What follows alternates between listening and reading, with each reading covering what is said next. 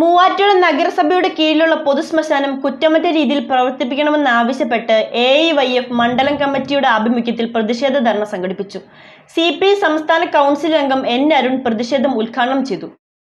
മൂവാറ്റുപുഴ നഗരസഭയുടെ കീഴിലുള്ള പൊതുശ്മശാനം കുറ്റമറ്റ രീതിയിൽ പ്രവർത്തിപ്പിക്കണമെന്നാവശ്യപ്പെട്ടാണ് AIYF മൂവാറ്റുപുഴ മണ്ഡലം കമ്മിറ്റിയുടെ ആഭിമുഖ്യത്തിൽ നഗരസഭാ ഓഫീസിന് മുന്നിൽ പ്രതിഷേധ ധർണ സംഘടിപ്പിച്ചത്.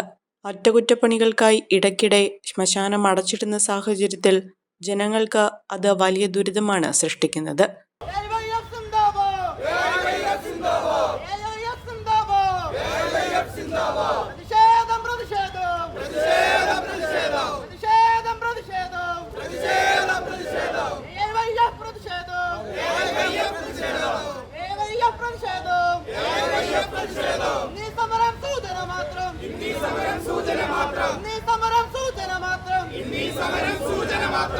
പ്രശ്നം പരിഹരിക്കണമെന്നാവശ്യപ്പെട്ടാണ് AIYF രംഗത്തെത്തിയത്.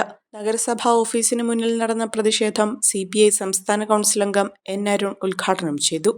മൂവാറ്റുപുഴയിലെ എത്ര സാധാരണക്കാർ ഇവിടെ കടന്നു വന്നുകൊണ്ട് സംസ്കാരത്തിന് വേണ്ടിയുള്ള അനുമതി ആവശ്യപ്പെട്ട് കടന്നു വന്നിട്ട് യാതൊരു രീതിയിലുള്ള അനുകൂല നടപടിയുണ്ടാകാതെ തിരിച്ചു പോകുന്ന സാഹചര്യം ഉണ്ടാകാറുണ്ട്.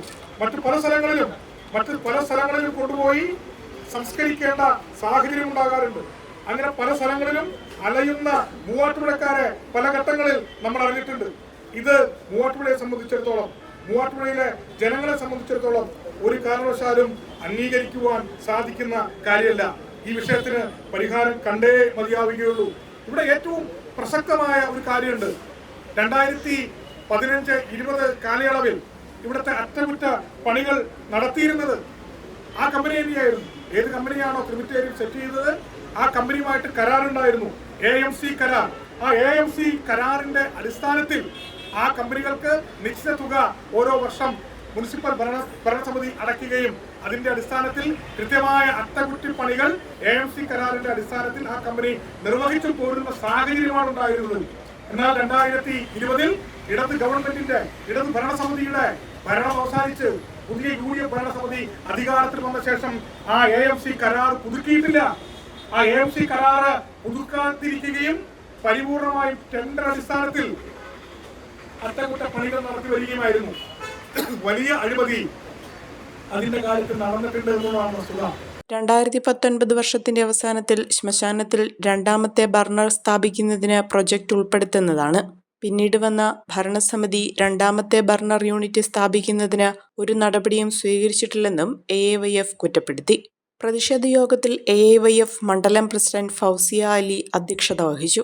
മണ്ഡലം സെക്രട്ടറി സൈജൽ പാലിയത്ത്, AISF സംസ്ഥാന വൈസ് പ്രസിഡന്റ് ഗോവിന്ദ്, AISF മണ്ഡലം സെക്രട്ടറി നന്ദന, CPI മണ്ഡലം secretary Jolly Pottackal, town secretary KP Alikunju, നഗരസഭാ കൗൺസിലർ സജി, ജോർജ് വെട്ടിക്കുഴി എന്നിവർ പങ്കെടുത്തു.